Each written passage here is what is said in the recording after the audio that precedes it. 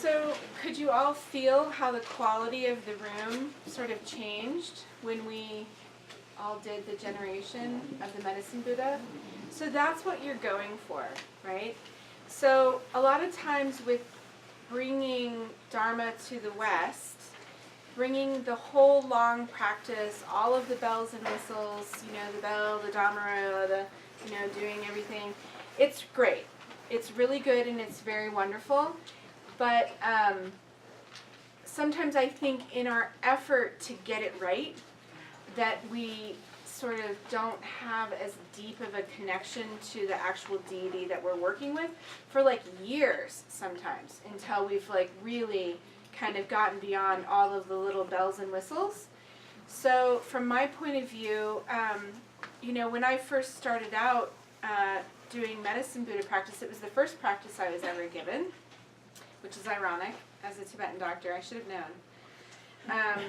So the Rinpoche kept staring at me, the whole time. I'm like, why is he staring at me? And then I also tell the story of how, I had studied Tibetan medicine for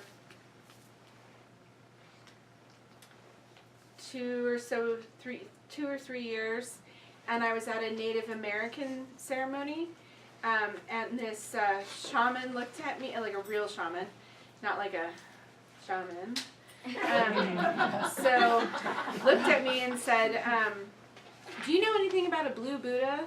And I said, oh yeah, that's the Medicine Buddha, da-da-da-da-da.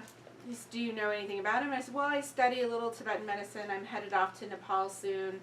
And he said, did you know that he sits on your head at all times waiting for you to ask him for help, if you want help?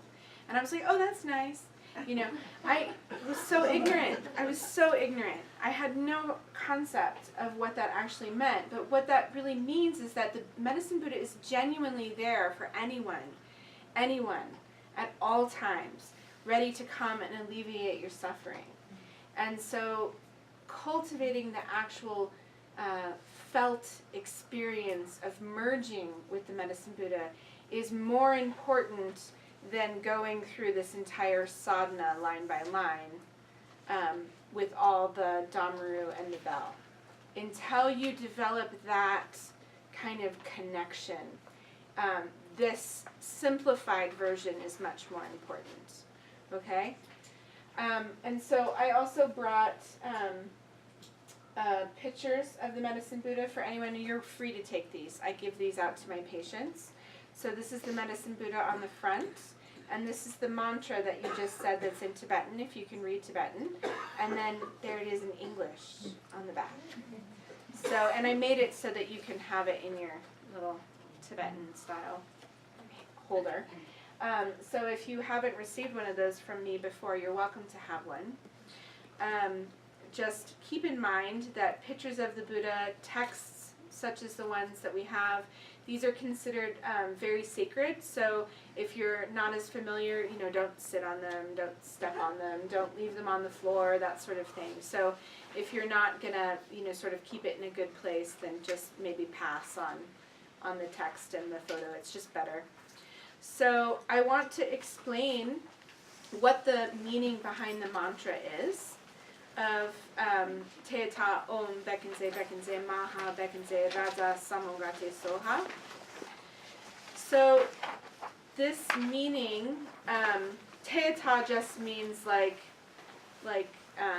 this, like hey, and so it's just sort of like an announcement. So Om actually has multiple meanings. So there's 4 possible meanings for Om. And Om is not actually Om, like it's not like in your Om, like in your yoga class. It's actually Aum. It's a 3-syllable word. And there's like an actual meaning for the word, like the meaning of the word. That's one possibility. Of course, because it's Buddhist, there has to be an absolute meaning, which means auspiciousness. And then there's a hidden meaning, which means the 3 kayas, yeah? And then the 4th is the meaning of result, or like the final meaning. So Om is like saying jewel holder, like the wish-fulfilling jewel. So the auspicious one, Tashi. Tashi means like auspicious, like auspicious connection. So it's composed of these 3 sounds, which also, like these 3 lights, are linked to the Medicine Buddha's pure body, pure speech, and pure mind. So by saying Om, what we're really saying is we're sort of tapping into that pure body, pure speech, pure mind aspect. And that helps purify our own body, speech, and mind. So it helps us to actually transform ourselves into that pure Medicine Buddha form. And with that comes our own perfect body, our perfect speech, our perfect mind. If any of you are healers, you have inevitably come across a moment where your mouth opens and a truth comes out and you don't know where it came from, right? So sometimes that's actually the speech of the Medicine Buddha, right? So sometimes that is actually, some people would say your intuition or your guidance or these sort of things. And the more you do this practice, the more that will be true, because your speech is more purified on a really refined and subtle level, which is great too if you're in the corporate world, because we need lots of truth there too. Okay? So Bekenze is repeated twice. By calling the name twice to the Medicine Buddha, this is in reference for eliminating pain. So the first Bekenze is relating to the relative suffering. So birth, old age, sickness, and death, right? These are just the basic sufferings that we all encounter by having a human form. And so this first Bekenze is relating to that relative suffering. And then the second one, the second Bekenze, removes all the sufferings. So this is sort of the ultimate eliminator. The true cause of suffering, of course, is not external. It's not even internal within our blood, flesh, and bones. This is talking about the suffering that's relating to our mental afflictions. This is the suffering that comes from our basic ignorance or our lack of connectedness to all phenomena. From that lack of connectedness to all phenomena, we create what's known as the 3 root poisons. So that's attachment, aggression, and then we also have more ignorance, because ignorance breeds more ignorance. So from our 3 root poisons, we create more poisons, more skandhas. We have ego, we have desire, we have aversion, we have all of these things. And so we can actually purify that with this second Bekenze, because that's like the ultimate eliminator of pain, because our pain is arising out of our ignorance. So these are within the mind primarily. And someone had asked me at the break, what light do you radiate at the stoplight? Do you do the white? Do you do the red? Do you do the blue? It kind of depends on my mood, but I tend to just go for the blue Hong, because that's actually how the Medicine Buddha arises, out of that blue Hong, but also because so much is affected within people's minds, our own minds, my own crazy neurotic mind, and it's much better after many years of Buddhism, but it's still crazy and neurotic and still has 3 root poisons, right? So oftentimes that's mostly what I will emanate. But you can certainly do all 3 at once, but you just want to make sure that nobody's honking at you when the light turns green. Okay? So then we say Maha Bekenze. So by saying Maha Bekenze, we're saying this is the ultimate physician. This is the supreme healer. This is the great eliminator of pain. So this is the Mempa. Mempa Chimpo. So Mempa is the name of my title as a doctor, right? I have a Mempa degree. I'm a medicine person. Men means medicine, Pa means person. So if you look in the classical text for what Mempa actually is sometimes called, we are also called Laji. So La means God, J means doer. So we're doing the God's work, right? So it's this concept of being transformed into this ultimate eliminator of pain. And then Radza means king of physicians. So this is literally Mimpa Gyalpo. So the king of all eliminating disease. And then Samugate means perfectly liberated or awakened. So completely and truly embodying that Buddha nature within yourself. So Soha, which is the last one, literally means like being auspicious, let it be so, make it established. So we're literally saying, like this, we're purifying our body, our speech, and our mind, transforming ourselves into this medicine Buddha. We're eliminating pain on a relative level. We're eliminating pain on an ultimate level.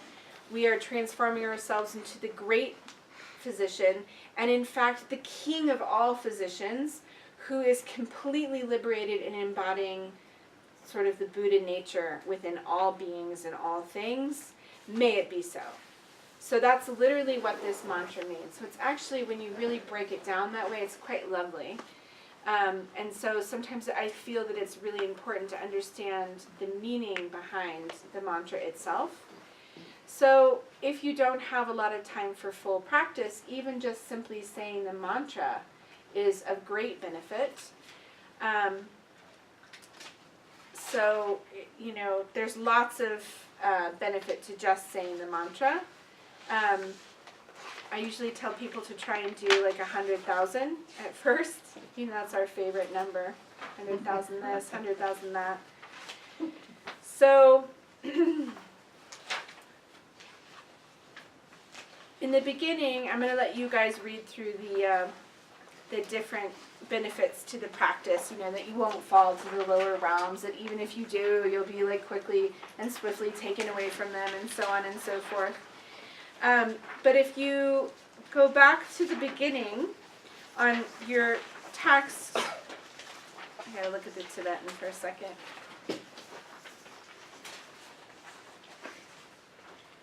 So we're going for refuge to the three jewels, to the source of the lineage. And we're doing this, that actually I guess begins on page 6.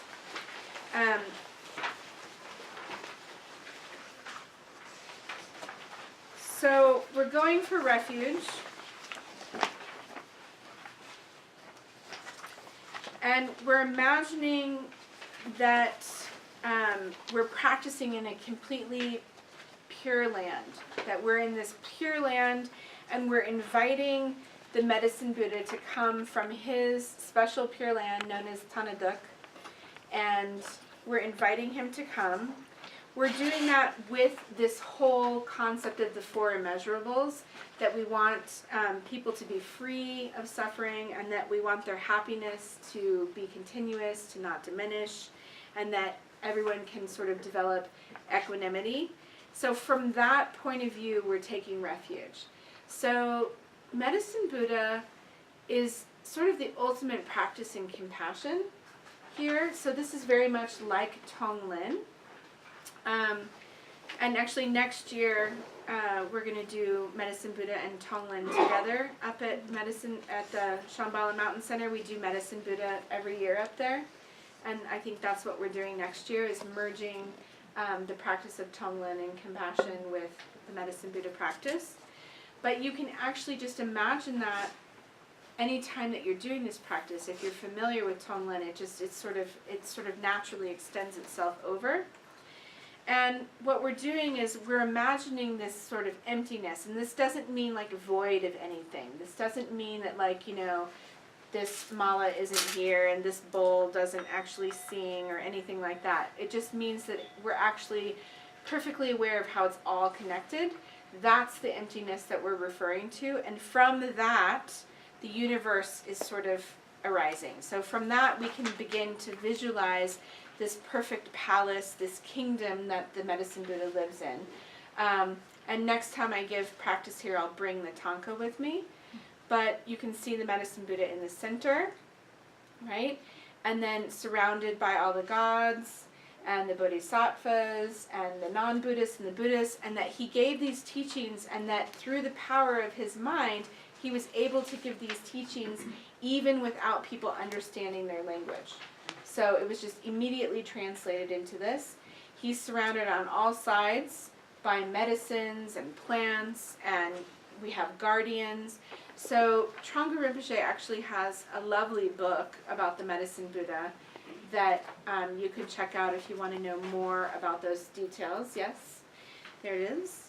And so we're imagining that this deep blue hung that we're initially putting in front of us is going to sort of create and grow that entire garden of the medicine Buddha.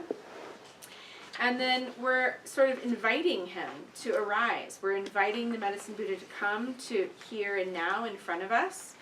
And we imagine the medicine Buddha. What does he look like? You know, he's this beautiful blue, this sapphire blue, holding the aurora plants.